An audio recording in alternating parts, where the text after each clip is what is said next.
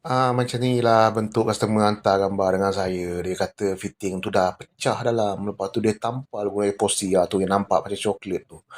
Tu epoxy lah tu.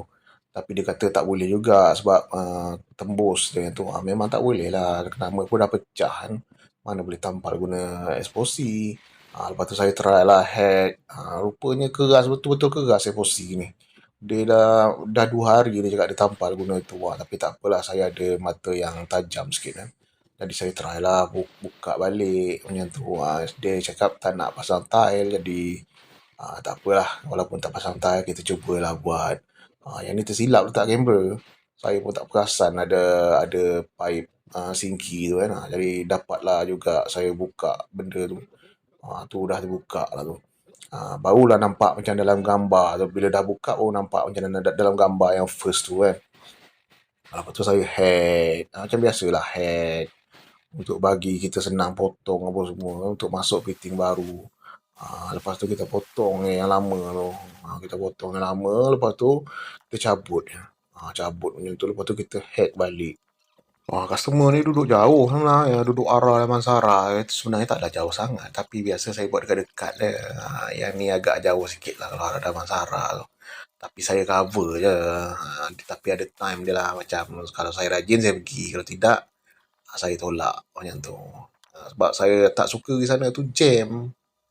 Itu je yang saya tak suka sebenarnya, jam. Lepas tu kita try lah. Kita try letak fitting baru kan. Tak boleh masuk juga. Jadi saya hack ni, nasib baik lah. Pipe dia sebelah luar. Kalau pipe dia dalam lagi, nak hack sebab dia konkrit. Sebab sebelah tu rumah orang tu yang dia konkrit macam tu.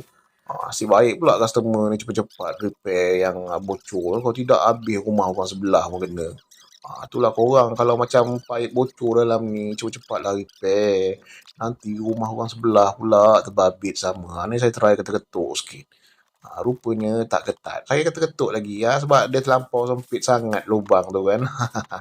Sebab customer dia tak nak pasang tile, jadi kita tak nak lah, kalau boleh tak nak lah macam besar sangat lubang dia walaupun dalam sinki kan.